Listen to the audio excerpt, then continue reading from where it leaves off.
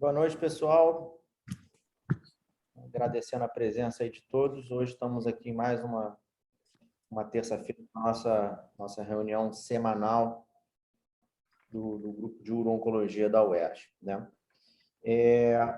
Hoje vai ser uma aula muito especial e ainda mais num tema que é muito relevante na prática clínica de todos os urologistas, não só aqueles que estão diretamente ligados com a urologia.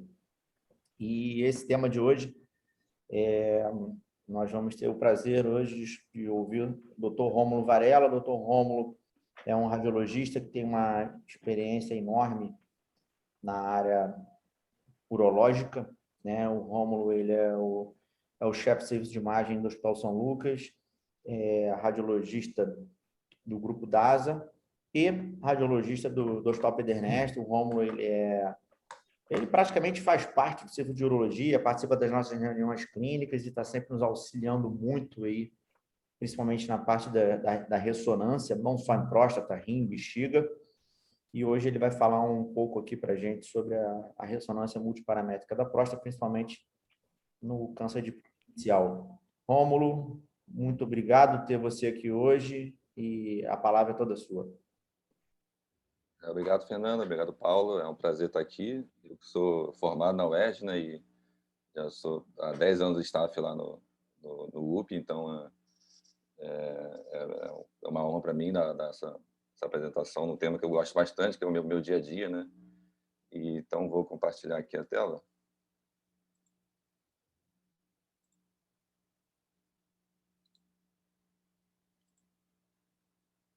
Estão vendo aí em tela cheia? Sim, Rômulo, está certinho. Então, eu vou focar mais no diagnóstico do câncer de próstata, né, e como que a ressonância, qual que é o papel da ressonância nesse contexto, né, focando mais na doença inicial, e, de repente, em algum outro momento, a gente pode falar da avaliação do reestadiamento, né, avaliação de recidiva bioquímica ou falha bioquímica, então, um outro contexto, né. Então, focar mais aqui no diagnóstico da doença inicial e mais focando na ressonância, né. Então, os temas que eu vou abordar aqui é principalmente a ressonância multiparamétrica, né, como que é o exame, como que deve ser interpretado, uma variante da ressonância, que é a ressonância biparamétrica, eu vou explicar, um pouco dos detalhes da última versão do PIRADS, que é a 2.1 de 2019, como que o PET-PSMA pode contribuir nesse contexto de diagnóstico, e também um pouquinho do PET-RM, né, que é uma novidade aí para a gente, e também biópsia guiada por fusão e inteligência artificial, como que também pode auxiliar o radiologista, né?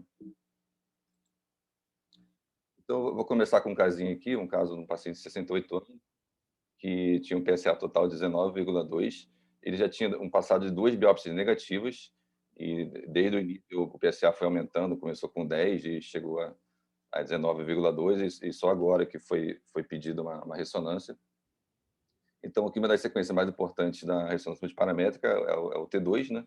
É uma sequência muito anatômica, ela se vale para qualquer parte do corpo, né? Ela define muito bem a anatomia, tem um alto contraste entre os tecidos.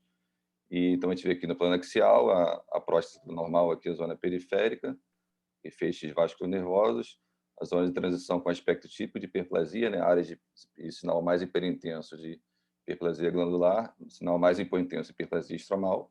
A gente vê essa grande lesão anterior, lenticular, né, grosseira, com esse sinal que a gente chama brinca, né, de cinza câncer, né, que é esse sinal intermediário no T2 que a gente se acostuma a ver, né, a gente vê que é um pouquinho diferente do sinal dos outros tecidos, né.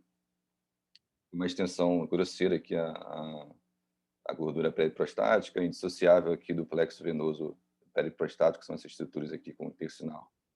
Aqui no sagital T2, a gente vê a uretra membranosa, zona periférica, inserção de vesícula seminal, zona de transição com hiperplasia e a lesão que vai desde da base. A gente vê a diferença de sinal da lesão para a parede muscular aqui da bexiga, da base ao ápice, né, com também extensão extraprostática aqui no ápice, né, próxima à uretra membranosa. E aqui no coronal T2 também esse mesmo aspecto, a lesão bem extensa, né, bem volumosa, com extensão extracapsular grosseira. E aqui na difusão, né, que é uma das sequências que a gente chama de funcionais, que é uma sequência que avalia além da anatomia, né, nesse caso ela avalia a celularidade, né, então A gente avalia duas imagens, basicamente, que é a sequência de difusão propriamente dita e o mapa de ADC, que é o coeficiente de difusão aparente. Então, quando um tecido sólido ele tem hipersinal na difusão e hipossinal na ADC, a gente fala que tem restrição à difusão, indicando uma autocelaridade, então é mais um critério da ressonância multiparamétrica que favorece malignidade, né? Então, a gente vê a correlação aqui com o T2, né? Essa grande lesão anterior com restrição à difusão bem nítida, né? Bem preta no ADC, corroborando a suspeição, né? E também o estudo dinâmico pós-contraste, né? Do inglês vem DCE, né? De Dynamic Contrast Enhancement, também chamado de perfusão ou permeabilidade, e a gente pode avaliar tanto em forma de mapas coloridos, né? A gente vê aqui a lesão anterior.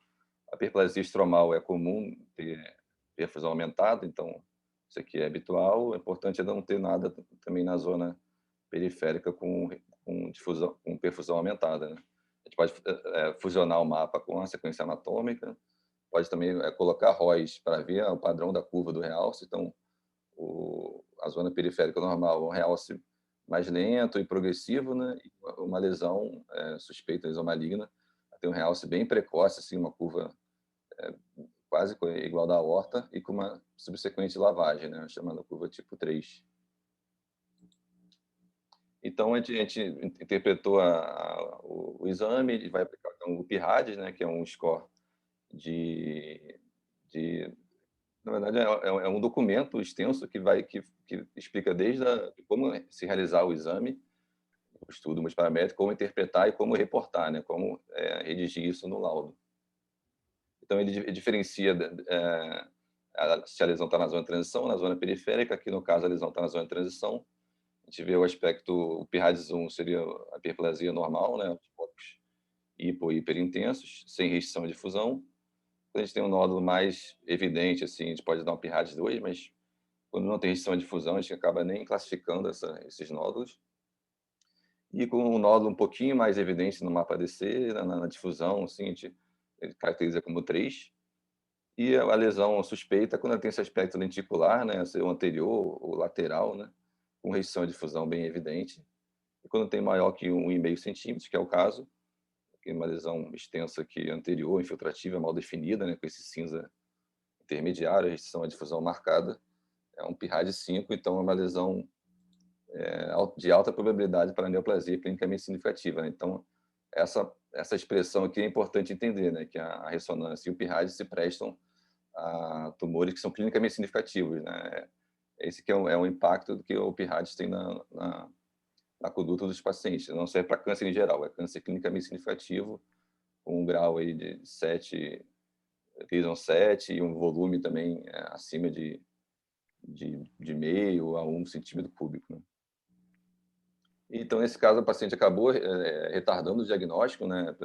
Fez 2 biópsias sistemáticas que não atingiram essa região, que realmente é de difícil acesso à biópsia de rotina, né? Então, ele já tinha metástase, né? Uma metástase aqui no pubis, que foi bem vista aqui na difusão, na perfusão, né? Bem nítida. Tinha linfonodomegalia também heterogênea, ilíaca externa, então, paciente já mais avançado, né? E isso tudo, então, depois do exame feito, exame interpretado, a gente faz o relatório, que a gente faz um relatório estruturado, né, com todos os detalhes que são importantes, desde o peso da próstata, a densidade do PSA, que é um parâmetro de suspeição bem importante também, a descrição da lesão. A gente pode ilustrar também o laudo e fazer um mapeamento da próstata para orientar a biópsia, né? Então, esse documento PIRADS, como eu falei, está na versão 2.1 de 2019. Quem quiser ter acesso é só entrar no site do Colégio Americano de Radiologia, é gratuito. E como eu falei, é um documento extenso, né, que ele vai desde o detalhamento de como é o exame, como são os parâmetros das sequências, como interpretar, quais são as armadilhas, né, e tudo mais. Com isso, tudo com ilustração de como fazer essa interpretação. Então, aqui só um resumo, né? Eu não vou me ater muito aos detalhes, porque isso aqui acho que é mais do radiologista mesmo, né? Para ele entender, radiologista que lauda exame de próstata tem que ter o PIRADS bem na ponta da língua, né? Tem que ler o documento todo e, enfim, a literatura toda relacionada, né? Então, como eu falei, diferencia as lesões da zona periférica, da zona de transição. Na zona de transição, a sequência dominante é o T2, na zona periférica é a difusão. Então, de acordo com o aspecto lá que tem resumido naquela tabela que eu mostrei anterior, a gente vai classificar o PIRAD, né, desde 1, que é a doença clinicamente significante altamente improvável, até o PIRAD 5, doença clinicamente significante altamente provável. Então, esse slide aqui talvez é o mais importante para vocês, urologistas ou oncologistas, é quem vai receber o exame com o PIRADS e interpretar, né? Aqui essa tabelinha mostra como se deve conduzir os casos, dependendo do PIRADS e dependendo da categoria de risco, né? Aqui de acordo com o score de Rotterdam, né? Então, os pacientes com PIRADS 5, ou seja, uma suspeição muito alta, praticamente todos você vai fazer a biópsia, né? No 4, você pode considerar a biópsia ou não, dependendo se o paciente for de baixo risco, de repente tem algum sintoma que pode ser relacionado à prostatite. Então, o PIRADS 4 poderia ser uma prostatite focal, por exemplo. Desde o paciente também que tem o PIRADS negativo, né, 1 e 2, mas o paciente tem uma alta suspeição, então esse também você vai considerar fazer biópsia, mesmo com a ressonância negativa. E aqui mostra a distribuição, né, dos diagnósticos, né, e o PIRADS. A gente vê que até o PIRADS 4, a gente tem uma probabilidade de mais de 50% de ser benignidade. Então, vai ser principalmente as prostatites focais, né, que vão simular a lesão. O aspecto é muito parecido com um tumor, né? E aí, no PIRADS 5, sim, aí você tem uma probabilidade muito maior de ser um tumor, desde do pouco agressivo ao muito agressivo. Então, além da ressonância multiparamétrica, que tem essas 3 sequências, né? A perfusão, a difusão e o T2, a gente também pode fazer uma ressonância biparamétrica, que tem ganhado força na literatura, apenas com difusão T2 e difusão e T2. Até algumas sugestões na literatura de protocolos ultra rápidos, com poucos minutos, só T2 axial e a difusão, 2 sequências. Por quê? Porque é um exame que não utiliza contraste e tem menor tempo e, portanto, menor custo, né? Então, quando a gente está pensando numa doença muito prevalente, é uma estratégia interessante, né? E menos efeitos adversos que podem acontecer por causa do contraste, né? Então, a gente vê aqui uma ressonância que seria biparamétrica, né? Uma lesão anterior, com restrição à difusão, um aspecto típico no T2 também. E o que já tem na literatura comparando a biparamétrica com a multiparamétrica, né? Essa revisão sistemática em meta-análise de 2018 fez essa comparação, né, com vários estudos, né, 20 estudos, de mais de 2.000 pacientes. A gente vê que a curva ROC aqui é semelhante, né, da biparamétrica com multiparamétrica, né? A sensibilidade aqui 70 e pouco, especificidade de 80 e alguma coisa, que é o que tem se relatado para a ressonância em vários estudos, é a acurácia média da ressonância, né? Então, qual que é o impacto dessa ressonância biparamétrica? Nesse estudo que avaliou a ressonância biparamétrica com a densidade do PSA em detectar e afastar os tumores clinicamente significativos, né, em pacientes virgens de biópsia, né? Um estudo com 808 pacientes e ele detectou que os pacientes com a densidade, essa combinação, né, de densidade do PSA acima de 0,15 e um PIRADS 4 e 5 com ressonância biparamétrica, reduziu em 48% as biópsias e reduziu também 45% do câncer não significante, né? Então, mostrando que é uma estratégia interessante quando a gente está pensando em pacientes com baixo risco, principalmente, ou está pensando numa doença bem inicial. E com o avanço dos estudos na ressonância biparamétrica, tem se discutido, né, se a ressonância poderia ser, principalmente a biparamétrica, o equivalente à mamografia no homem, né, o manogram, né, um exame de screening por câncer de próstata, né? E isso está bem discutido nesse artigo aqui que saiu na Nature Reviews Urology, né? Repensando o screening de câncer de próstata, se a ressonância então seria esse teste de screening alternativo, né? Ele propõe só uma sugestão de algoritmo, né, de screening, né? Então ele propõe um threshold de máxima sensibilidade para PSA, que é acima de 1. Se for acima de 1, é normal fazer ressonância biparamétrica, com tempo reduzido, né, 10 a 15 minutos, o exame de próstata multiparamétrica de 25 a 30. E se for anormal, se tiver uma lesão suspeita, fazer a biópsia. Se uma lesão é duvidosa, PIRADS 3, repetir em 6 a 12 meses. Se a ressonância for normal, repetir o screening em 5 a 10 anos, né? E por aí vai. Então, essa é uma estratégia que foi sugerida nesse artigo e, assim, tudo está em aberto, né? Tá sendo bastante discutido. Então, vou mostrar mais um casinho aqui que mostra alguns aspectos interessantes. Então, um paciente de 67 anos, já com 3 biópsias negativas, quando chegou para mim mais recentemente. Então, em 2015, ele tinha uma ressonância negativa, no T2, na difusão não tinha nenhuma lesão suspeita, o PSA era 7,5, densidade 0,18. Em 2017, a densidade aumentou para 10, 0,24, o PSA aumentou para 10, também continuou sem lesão suspeita. Em 2019, continuou sem lesão suspeita e o PSA foi para 12,7, densidade 0,30. Fez uma biópsia sistemática que mostrou um Gleason 6, só na imunohistoquímica, né, que mostrou esse Gleason 6. O paciente continuou aumentando o PSA em 2020, tá? 16, densidade 0,38. Aí resolveram fazer um PET-PSMA que mostrou a lesão bem ávida ao PSMA. E a gente olhando, então essa lesão foi biopsiada por fusão, então retrospectivamente a gente viu aqui que foi aumentando essa imagem com hipersinal em T2 e sem restrição de fusão, né, que não é preta, aqui é branca. Então, uma lesão que realmente pelo PIRADS não é suspeita, mas ela foi biopsiada e veio um Gleason 8, né, 4+4.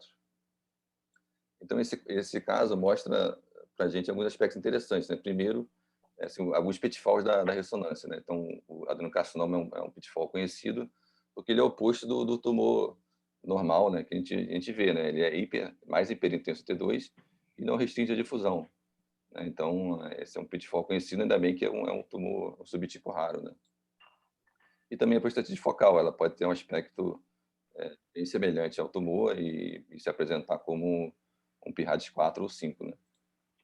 E também o PSMA na detecção, né, que não é muito pensado, acho que deve ser reservado realmente para casos difíceis e que você não consegue fechar, que não está batendo a história, a evolução com eventualmente uma biópsia prévia. Então, é um exame para ser considerado nesse contexto de detecção de câncer. E também, como que a biópsia guiada por fusão é importante para o diagnóstico, né, que eu vou falar um pouquinho dela mais à frente. Então, qual é o problema da biópsia sistemática, né? Tem vários problemas que podem acontecer. Uma é você detectar um tumor clinicamente significante, ou você abordar uma lesão na periferia e subamostrar essa lesão e subestadiar ela, porque a gente sabe que o tumor de próstata é heterogêneo, a gente pode ter áreas de maior grau, de menor grau, então a gente pode pegar uma amostra pequena da lesão com um baixo grau, ou realmente errar a lesão por azar mesmo, ou até por a lesão estar em regiões que normalmente você não avalia como a região anterior, né? E como é que a biópsia é tão guiada por fusão de imagem, né? Fusão de imagem de ultrassonografia com ressonância. Eles têm aparelhos que têm software dedicado para isso, e um instrumental também dedicado para isso, que a gente carrega o exame da ressonância no aparelho e em tempo real o médico está fazendo ali o procedimento ultrassom endorretal. Ele identifica a anatomia da próstata, e que é demonstrado também no ultrassom, identifica a lesão e faz a biópsia da lesão, né? E além, é possível fazer também biópsia sistemática, mas ele identifica a lesão e faz a biópsia da lesão. E lá no Hospital São Lucas, né, que eu coordeno a radiologia, a gente tem um aparelho desse, e quem faz a equipe de intervenção com a equipe do Dr. Feliciano, né? Então, já tem disponíveis em alguns serviços aqui no Rio de Janeiro. Então, o que já tem em literatura sobre a biópsia guiada por fusão, né? Essa revisão sistemática em meta-análise de 2018, com 12 estudos, mais de 3.000 pacientes, demonstrou que a detecção de câncer em geral é semelhante entre os dois tipos de biópsia, mas a biópsia por fusão, ela é mais positiva em pacientes que já têm biópsia prévia negativa, reduz o diagnóstico de câncer insignificante e aumento de câncer significante. Então, é o melhor dos mundos, né? Quando a gente está pensando num procedimento diagnóstico de câncer, né? E com base em dois grandes estudos, um é o Precision, que é de exatamente comparando a ressonância guiada por fusão e a biópsia guiada por fusão e a biópsia padrão, e o estudo PROMIS, que é um estudo de acurácia da ressonância correlacionando com achados de biópsia e histopatológico, saiu em 2018 esse artigo da Nature Reviews também, que sugerindo como que se deveria ser uma conduta ideal no paciente com suspeita de câncer, né, pensando no diagnóstico precoce, né? Então, ele sugere esse algoritmo simples aqui, então, um paciente com uma suspeita de câncer localizado, ele faz a ressonância multiparamétrica, se for normal, ou ele mantém a vigilância de rotina, ou se tiver os red flags, né, os alertas vermelhos, né, os critérios de suspeição para doença de alto risco, aí fazer a biópsia sistemática mesmo assim. E o paciente tendo um achado anormal, fazer a biópsia guiada por fusão. Então, esse seria o ideal, né, segundo a sugestão desse artigo. E também esse caso demonstra, levanta também a seguinte pergunta, né, qual seria então o padrão ouro no diagnóstico de câncer de próstata? Talvez seja o PET-RM, né, porque combina os dois métodos e cada um com suas vantagens e desvantagens. Então, as vantagens de um compensam as desvantagens de outro, né? A gente vê um caso aqui da literatura, uma lesão anterior até parecida com o meu caso aqui, né, com aspecto no T2, na mapa de ADC, na difusão, e no PET-RM, que mostrando a lesão também bem ávida, né, mostrando a captação, na perfusão, que também mostrando bem a lesão. E eu gostaria de aproveitar e até anunciar que no Rio teremos o primeiro PET-RM, né, com a DASA na unidade do Leblon. Então, a gente vai poder explorar mais esse método e, sem dúvida nenhuma, o câncer de próstata seria a situação em que esse método seria realmente imbatível, né, superior muito a outros métodos. E o que tem na literatura já sobre o PET-RM, né, já tem bastante coisa, esse artigo de 2020, essa revisão sistemática e meta-análise com 50 estudos, mais de 2.000 pacientes, comparou o PET-RM com o RM isolada e o PET isolada, né? Então, o PET-RM tem uma sensibilidade de 95% quase, uma especificidade de quase 91%. A gente vê a curva ROC aqui, uma área sobre a curva bem superior, né, em relação ao PET e ao RM, que são semelhantes, né? Então, mostrando o potencial desse exame, desse método no diagnóstico de câncer de próstata. E atualmente também a gente pode ter ferramentas que auxiliam o radiologista de inteligência artificial. O DASA ele tem um laboratório de inteligência artificial já com diversos algoritmos em funcionamento. A gente está para implementar isso aqui, que é de volumetria da próstata, que é simples, mas facilita o nosso trabalho de faz um cálculo do volume mesmo, né? Normalmente a gente faz as medidas e calcula, faz um cálculo do volume. E já está em fase inicial ainda um algoritmo para PIRAD, então isso também já tem sido descrito na literatura de maneira bem inicial ainda, então é possível que a gente tenha esses algoritmos para ajudar ainda mais a acurácia do radiologista, né?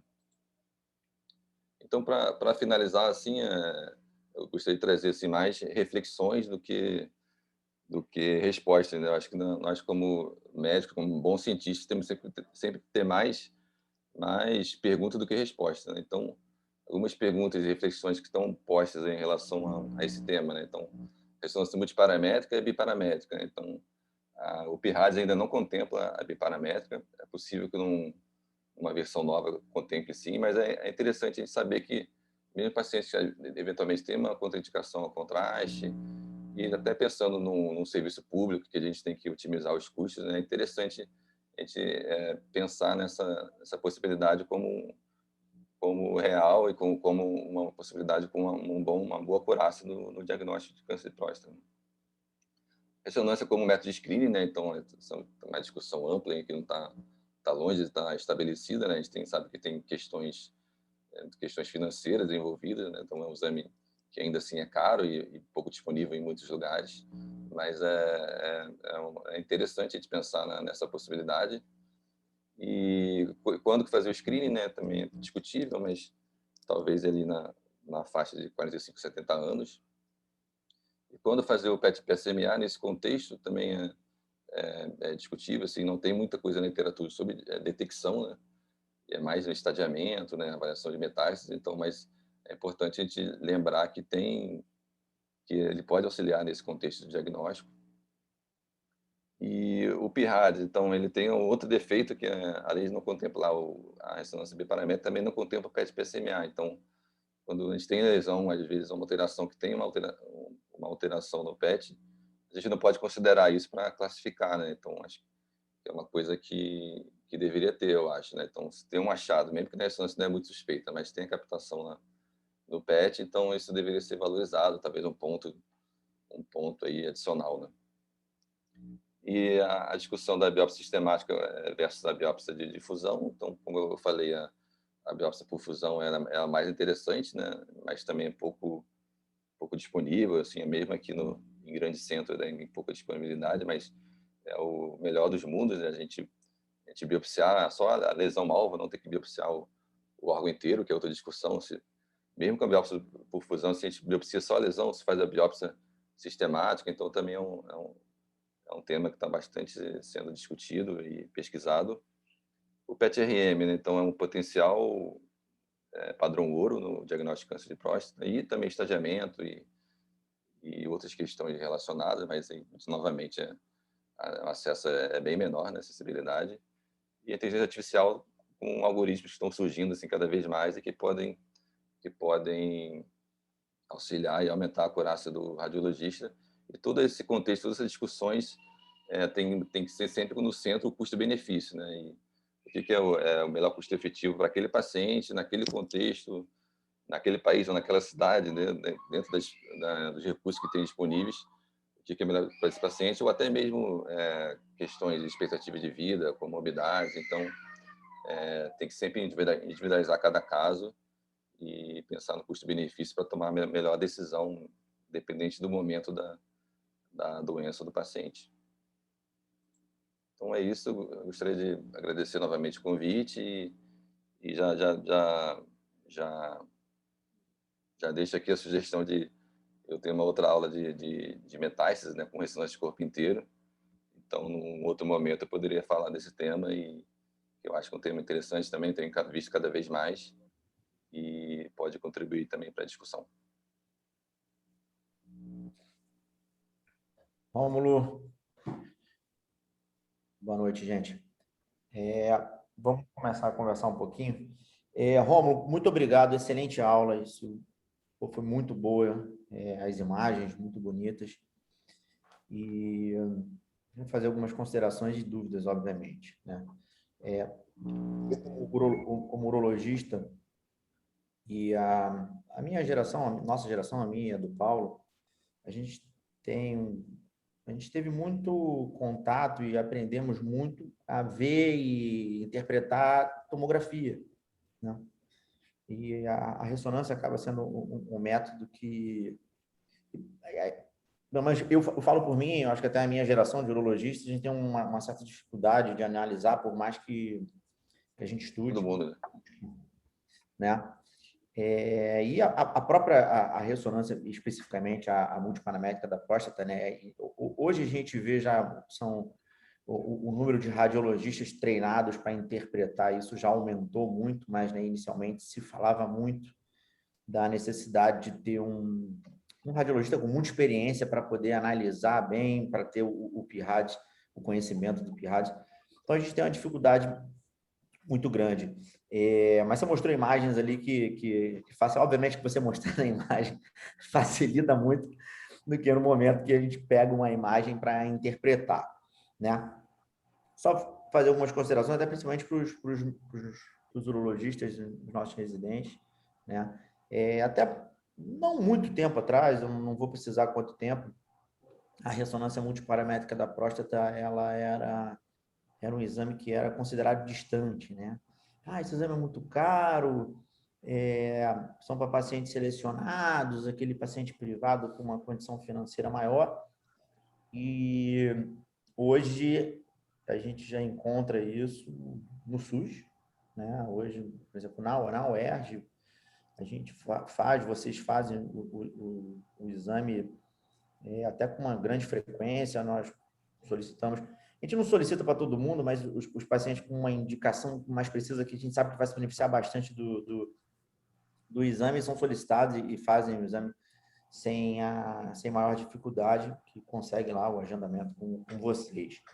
Né? Eu estou falando isso pelo seguinte, hoje, os guidelines, principalmente da NCCM, né, que é o guideline de câncer, ele já sugere, sim, a realização da ressonância, né, não como screening, mas pré-biópsia em todos os pacientes, obviamente que eles botam adendo aonde tem a disponibilidade de realizar o exame, né?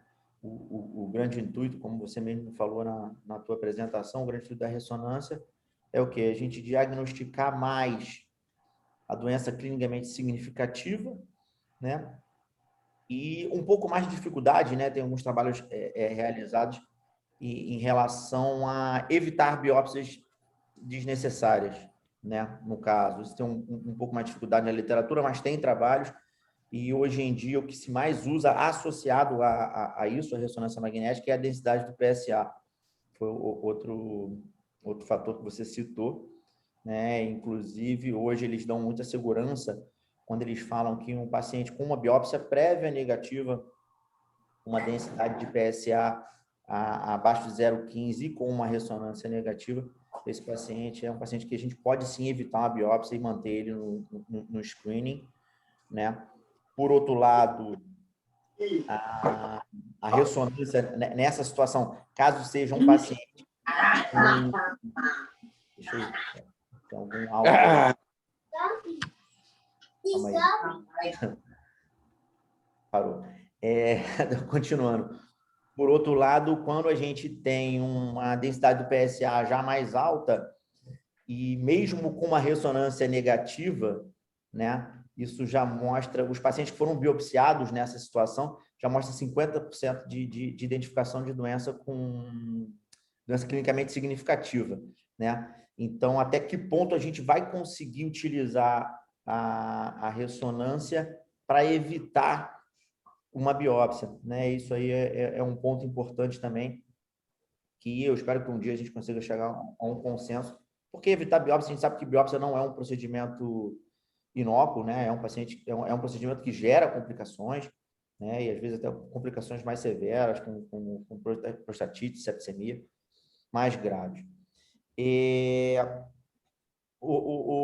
Rômulo, eu ia te pedir se você podia mostrar a tua apresentação de novo, se tinha como você mostrar a imagem, aquela imagem que você mostrou na perfusão.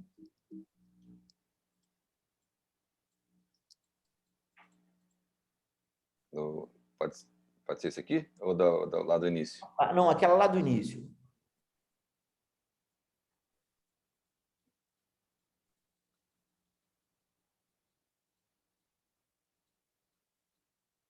Essa imagem, né?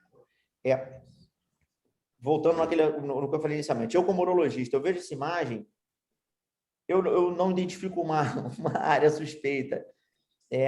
Onde nessa imagem estaria a área suspeita, um Pirhades?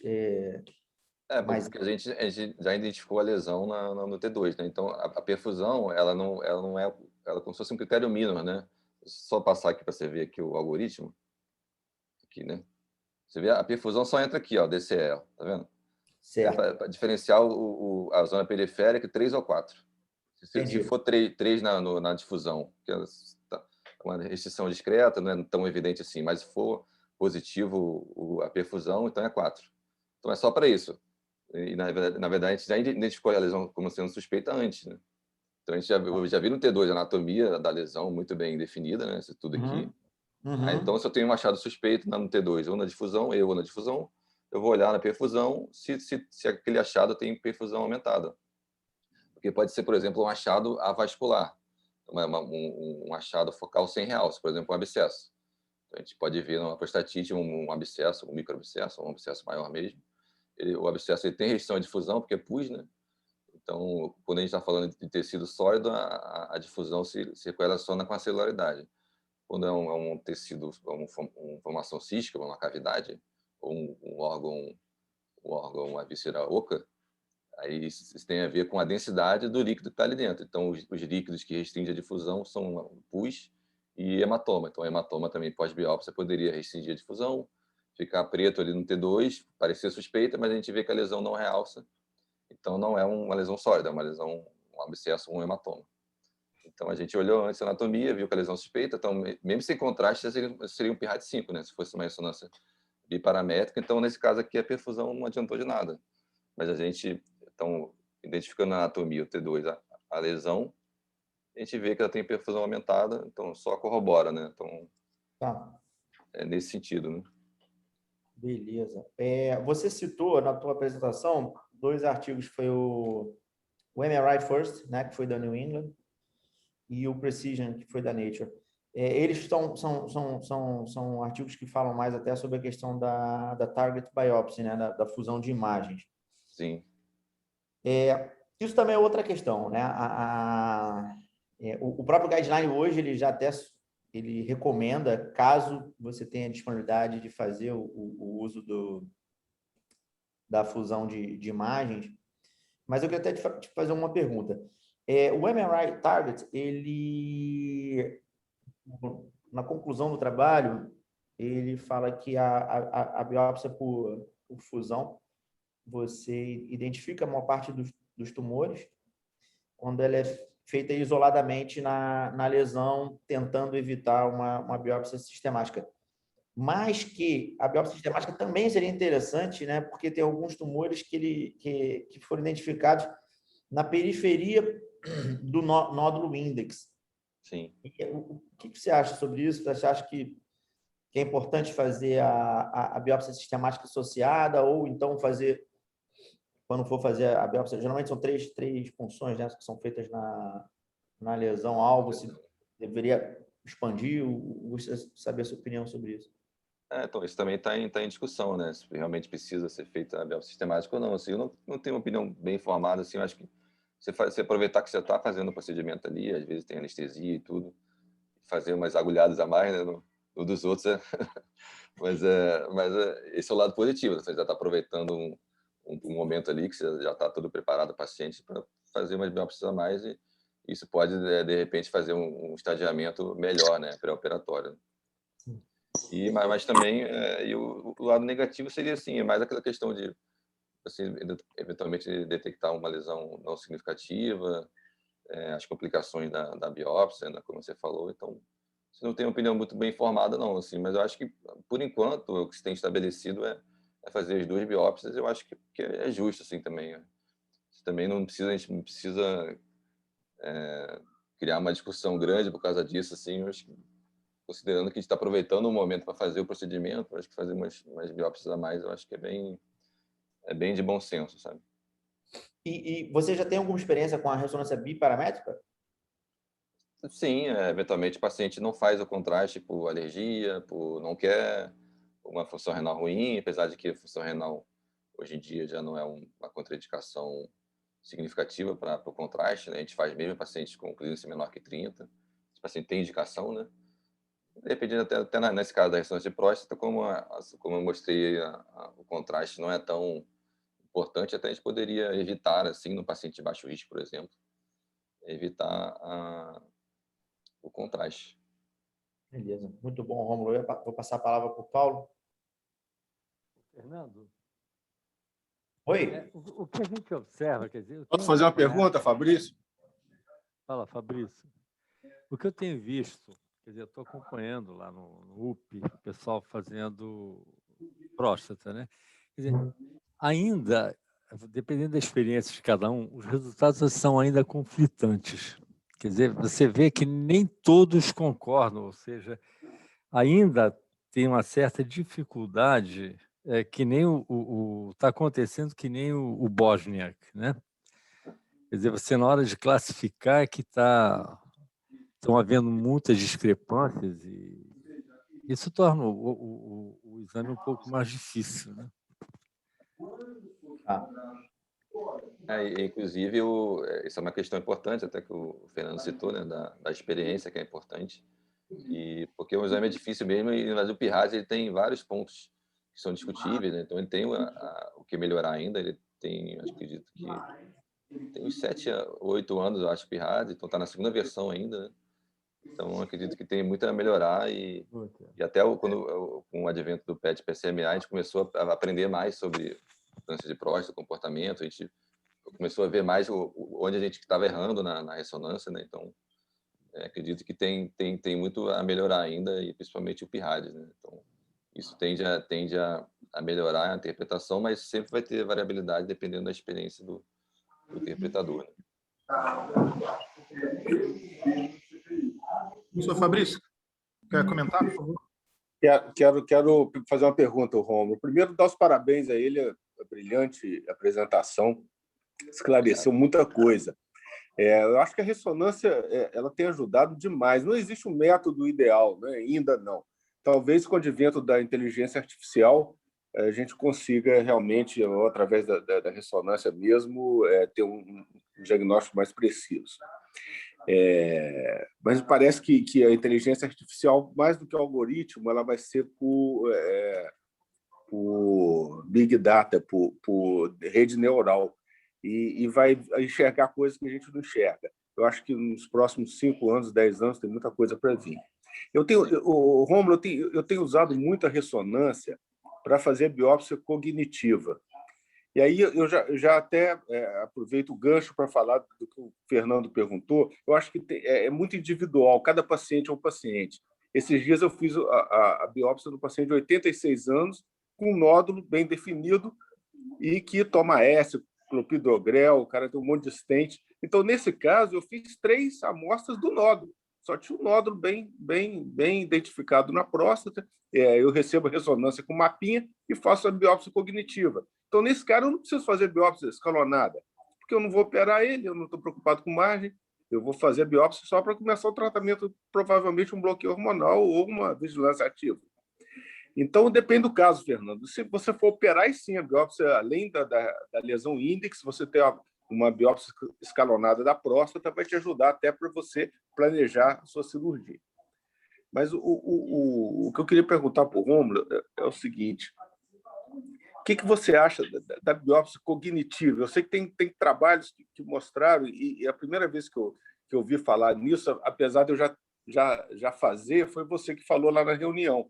Sim, comparando a biópsia cognitiva com a perfusão. Eu faço biópsia cognitiva há muito tempo, desde quando começou a fazer ressonância para a próstata. E tem, assim, eu não tenho nenhum trabalho, mas eu tenho um volume de casos muito grande e tenho uma positividade muito grande na região que a ressonância mostra. Bem lembrado isso, realmente eu não comentei isso na aula, mas já tem estudo, inclusive esse que eu mostrei na ocasião da sessão, até porque eu estava chegando a biópsia por fusão do Rio, né? A gente começou a fazer com o Leonardo Caiati, começou a fazer aqui no Alta, e aí esse foi um estudo da Radiology de 2017, se eu não me engano, comparou a biópsia cognitiva com a biópsia por fusão, né? Cognitiva, como você explicou, a ressonância identifica a lesão, e na ultrassom sem fusão, você tenta reconhecer a lesão na ultrassom e fazer a biópsia da região. Então, os trabalhos têm demonstrado que realmente a acurácia é semelhante. Então, com certeza, é uma ferramenta importante até para aumentar a disponibilidade, né, desse método de biópsia por fusão, mesmo que seja cognitiva. E, com isso, ter todos os benefícios da biópsia guiada, né? Acho que é importante, sim, utilizar o máximo possível e, com certeza, tem ganho, sim, os pacientes. Aí a minha pergunta é o seguinte: essa ressonância paramétrica, você ainda não tem como dar o PIRADS, mas você tem como colocar no mapinha lá a área da lesão para biopsiar por ultrassom, né? Sim. Não, a gente pode dar o PIRADS, sim. No PIRADS, ele permite você dar o PIRADS com a biparamétrica, mas ele não recomenda. No documento, ele não parece ser muito a favor do PIRADS, mas esse PIRADS já tem, a última versão foi 2018, né, 2019, vai fazer 3 anos, e os estudos de biparamétrica têm crescido mais recentemente, então acho que talvez na versão nova já tenham, de repente, um algoritmo para biparamétrica, né? E já tem alguns estudos, alguns trabalhos que eu já vi, artigos, que fazem propostas de um algoritmo específico para biparamétrica. Então, a gente não tem ainda, mas é provável que a gente tenha um algoritmo diagnóstico, né, de PIRADS específico para biparamétrica. Fernando, passar para o Celso. Quem está falando? É Celso. Oi, professor. Fala aí, você levantou a mão, por favor. Não, eu queria perguntar para o Rômulo o seguinte: tem alguns pacientes que você pede uma ressonância, e é isso mesmo, ele não quer fazer contraste, ou não faz contraste. Pelo que eu entendi, essa ressonância é uma biparamétrica, né? Em todas que eu recebi dessa situação, em nenhuma delas ele diz que ele pode fazer diagnóstico de nada, por falta do uso do contraste. Eu acho que isso, em parte, é por desconhecimento da importância do... Isso até teve uma discussão recente no grupo, assim, de gente querendo cancelar o exame, porque o paciente não queria fazer contraste. Eu, não, gente, pelo amor de Deus, não é assim. Eu acho que é porque o conhecimento é dinâmico, né? É rápido, né? Então, uma coisa que é verdade há 2, 3 anos atrás, hoje já não pode ser, né? Então, se o paciente tem qualquer receio com relação ao contraste, exceto se for um caso de alto risco, de repente uma ressonância anterior negativa, o PSA está aumentando, mas na maioria das vezes o exame sem contraste é bem satisfatório. Então, como eu demonstrei, já tem meta-análise comparando os dois, mostrando a acurácia semelhante. Então, acho que... Aí, nesse laudo da biparamétrica, você classifica pelo PIRAD. Sim. Já dá a classificação. No título biparamétrico, eu classifico o PIRAD. Tá, legal. Outra coisa é a seguinte: a gente está vendo aqui, tem muito residente, né? Uma pessoa que está no interior do Espírito Santo, para fazer biópsia de próstata, ele precisa fazer ressonância? Então, é outra questão que eu falei da disponibilidade, né? Acho que, dependendo do caso, assim, né? De repente, um caso, o paciente já tem uma biópsia negativa, de repente, esse paciente tem, e o PSA continua aumentando, a suspeita permanece, esse, de repente, é um paciente que vale a pena, se não estiver na cidade, ir para uma cidade, um centro maior próximo e fazer, assim. Até porque pode acontecer, como eu mostrei naquele caso, uma lesão anterior. Anterior, né? Você não consegue então, biopsiar. Então, acho que, principalmente nesse contexto, já tem uma biópsia negativa, ou às vezes até 2, enfim, continua suspeita. Eu acho que poderia reservar, então, para esses casos. Não fazer sempre de primeira, mas depois de uma biópsia negativa, sim fazer. Acho que nesse caso vale a pena. A gente aqui já faz muita ressonância, né? Faz de próstata, né? Rio de Janeiro, Grande Centro, São Paulo, faz o pedido de ressonância grande. Você acha que a biparamétrica, por causa do custo, ela vai chegar uma hora que vai substituir o ultrassom? Boa pergunta, né? Eu acho que depende de como que vai evoluir a literatura nesse sentido e como que também os planos vão ver, as operadoras vão ver isso, né? Então, se realmente o exame ele dura bem menos tempo, na metade pelo menos. Então, se for contemplado pela operadora, talvez sim, né? Talvez, mas acho que não como ultrassom. Acho que o ultrassom, o operador paga muito pouco, né? Então, acho que o preço de ultrassom acho mais difícil. Mas talvez, quem sabe? Tá, João, então. E parabenizar você aí, que a aula foi ótima, foi bem esclarecedora. Obrigado. Boa noite a todos. Está faltando 9 minutos, vou fazer alguns comentários e uma pergunta no final.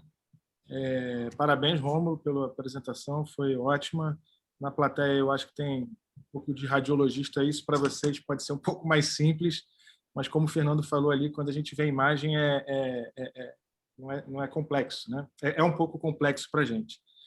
Eu queria destacar alguns pontos. Assim, primeiro, que eu acho que quem trabalha com uro-oncologia, especialmente em grandes centros, é muito importante ter não só radiologista, como patologista, médico nuclear, que seja dedicado ao assunto, porque é completamente diferente o laudo e o grau de confiança que a gente tem nesse tipo de resultado.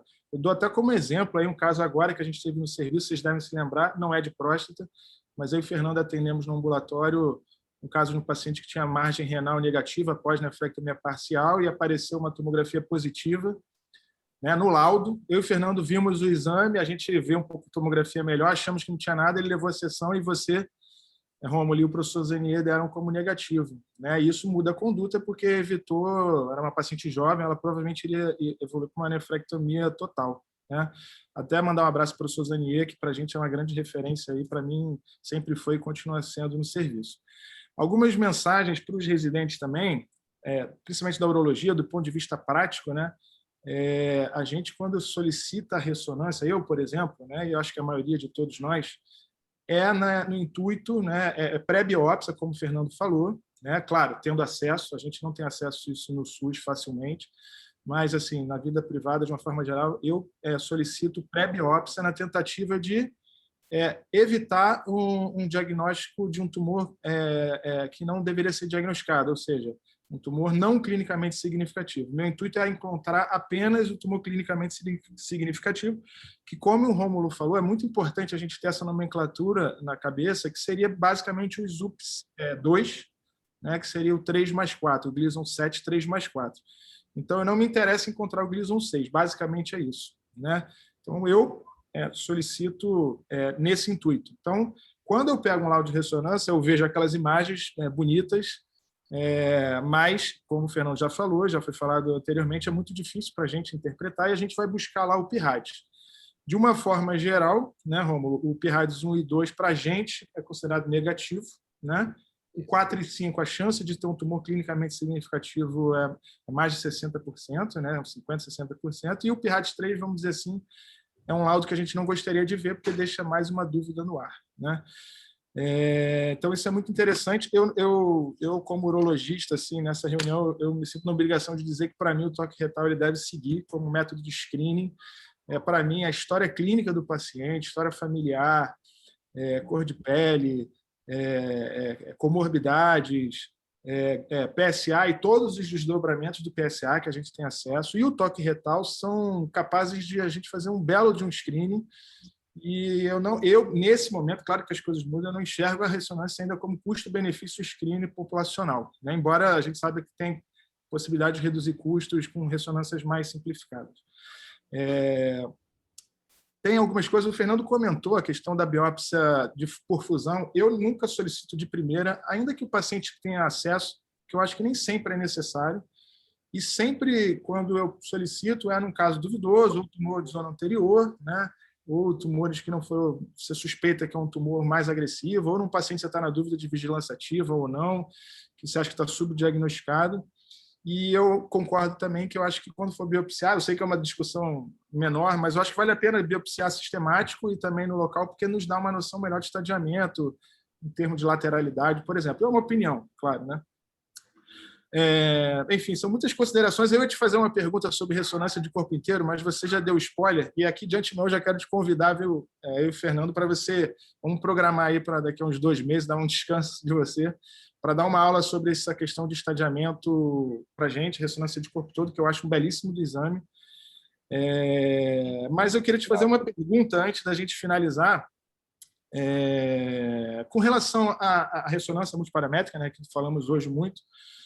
Como eu falei, a gente solicita na tentativa de diagnosticar apenas um tumor clinicamente significativo, mas tem algum grau de valor no estadiamento local, né?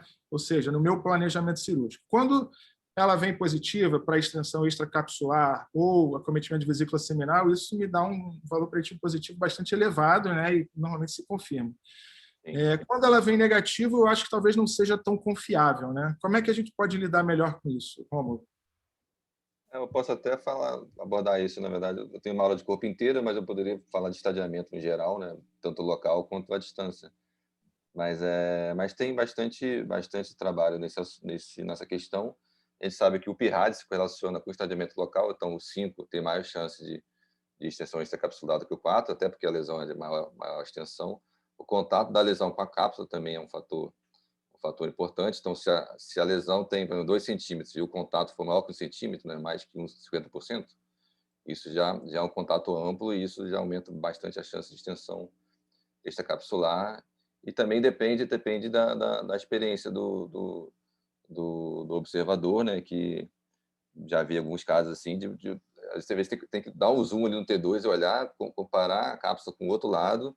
Às vezes é um abalamento, uma assimetria do abalamento, uma irregularidade tênue, a gente perde o pretinho da cápsula, assim.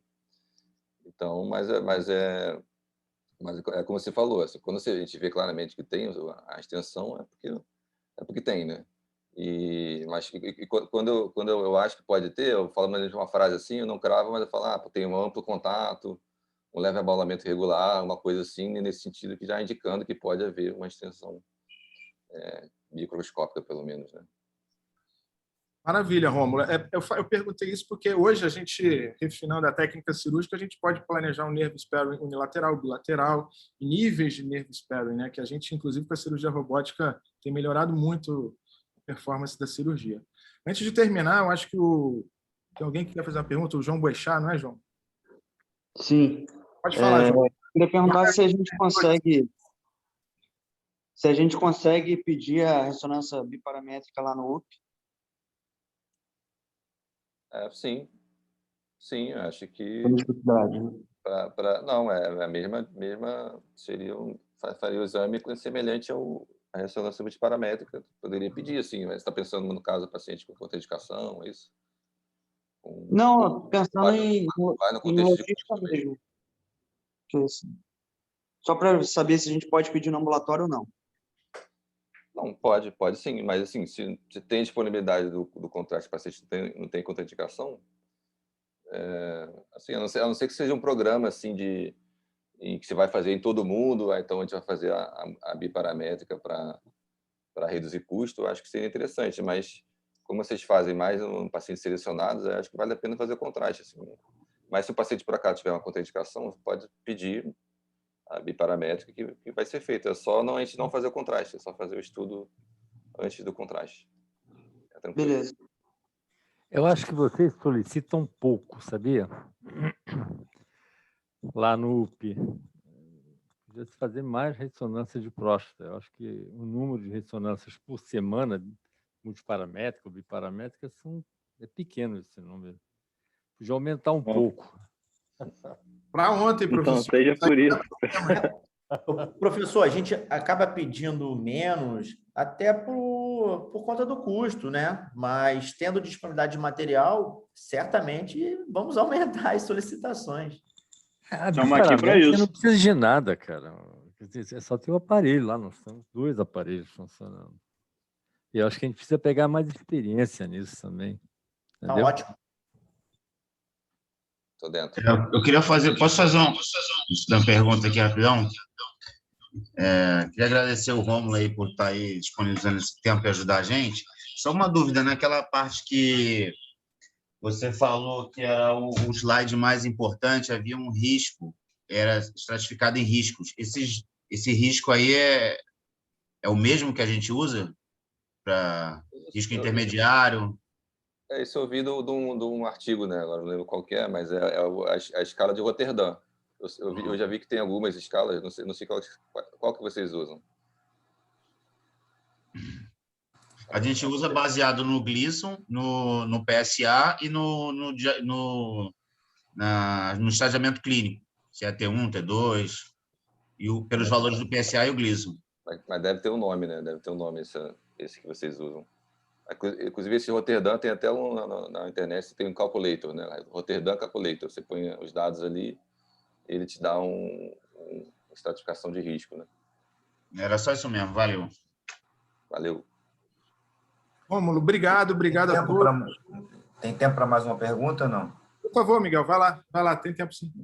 Então, são 2 coisinhas aqui que eu gostaria de perguntar. A primeira, né, é que você falou que está implantando uma PET ressonância, né? Então, é uma coisa nova, mas já está sendo implantado, então isso não está tão distante. Então, a minha pergunta é a seguinte, que esse estudo ele seria dedicado para a próstata ou há espaço para a gente fazer um estadiamento já completo com um exame só? Por exemplo, eu peço uma ressonância da próstata, uma TC para fazer o estadiamento linfonodal e uma cintilografia para fazer o estadiamento ósseo, né?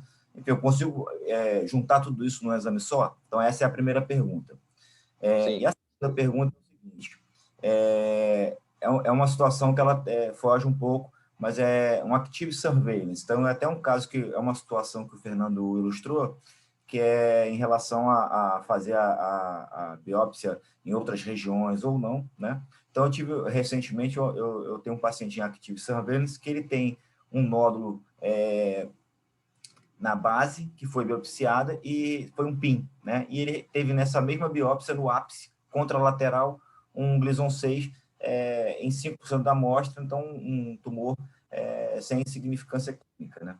Então, a pergunta não é sobre isso. A pergunta é, existe benefício em eu fazer outras ressonâncias no segmento para me ajudar a postergar alguma biópsia? Existe algum trabalho que você conheça em relação a isso para me ajudar nesse acompanhamento? Ou, a princípio, a gente segue com as biópsias e a imagem, talvez, já tendo localizado uma lesão, já tendo feito um diagnóstico, ela perca um pouco a importância? Então, sobre o PET-RM, então, já era para estar disponível, mas a pandemia atrasou todos os cronogramas, mas a gente vai ter, sim, na unidade do Leblon. E serve para todas as aplicações do PET, serviria também. Então, a gente pode usar o fármaco PSMA, com galho 68, ou fazer o FDG. Então, a gente poderia fazer o estudo multiparamétrico da próstata com a ressonância e o PET e avaliar, fazer a ressonância de corpo inteiro com o PET, né? Então, além da contribuição do PET à ressonância local, também tem a contribuição do PET à ressonância de corpo inteiro. Então, o estudo completo. Realmente é um one-stop shop, né? Um exame único para você fazer para o paciente, não precisa de mais nenhum. Com relação à vigilância ativa, a ressonância também é uma das indicações importantes para a vigilância ativa, já tem bastante dado na literatura. E se a ressonância tem lesão, quer dizer que essa lesão é suspeita para doença clinicamente significante. Então, tem que ser avaliado se realmente essa lesão foi biopsiada ou não, se foi feito com fusão ou não. Ele pode não, foi uma biópsia confusão. Foi uma biópsia confusão. Não, isso é bom. Então, foi confusão. Então, mas se tem uma lesão que a ressonância demonstrou, então permanece essa suspeita de uma doença clínica significativa. Então, valeria a pena, eu acho, acompanhar com a ressonância para ver se muda o aspecto, se a lesão está aumentando, isso teria uma indicação de rebiopsiar, né? Então, acho que a ressonância auxilia muito nisso. Né? Que, na verdade, então, só ampliando, porque esse paciente ele já tem indicação de rebiopsiar, né? Por duas razões, tanto pela vigilância quanto a área de lesão de PIN. Então, ele já iria fazer uma nova biópsia para confirmação, para estratificação. Aí, esse cenário, né? Já tendo localizado áreas, uma lesão... Já sabemos onde ela está, já temos um diagnóstico, queremos saber se mudou com novas biópsias, né? Se há um benefício, seria esse o ponto. Então, isso está bem em aberto, assim, até se discute se a ressonância poderia evitar uma rebiópsia, né? Então, isso também tem dado na literatura, assim, não tenho nenhum estudo de cabeça aqui, mas também é uma discussão interessante, realmente, assim, se é necessário repetir a ressonância, se o resultado da ressonância está estável ou não, se poderia evitar uma rebiópsia, né? Então, já tem alguma coisa na literatura indicando que se não tem nenhuma lesão visível ou se está estável, você poderia ou retardar a biópsia. Mas é um tema também interessante. Valeu. Obrigado, Rômulo. Maravilha, Miguel. Rômulo, com relação a esse tópico da vigilância, eu acho que cada vez mais a gente fazendo um diagnóstico preciso no início, a gente consegue fazer uma vigilância ativa mais relaxada, afrouxada no sentido de reduzir o número de ressonâncias e biópsias desnecessárias, na minha opinião também. Tá bom? Obrigado, Rômulo, professor Zanier, professor Fabrício, Celso, todos presentes. Acho que foi uma noite hoje bem bacana, podemos aprender bastante. E, Rômulo, fica o convite a você participar do nosso grupo aí. Eu e Fernando, a gente está sempre toda terça. Quando você estiver com horário livre, se junte a nós, tá? Boa noite a todos, tenham uma ótima noite. Daqui a pouco é o futebol. Boa noite. Boa noite, meu Deus. Boa noite, pessoal. Valeu, gente. Boa noite. Boa noite, boa noite. Valeu. Boa noite.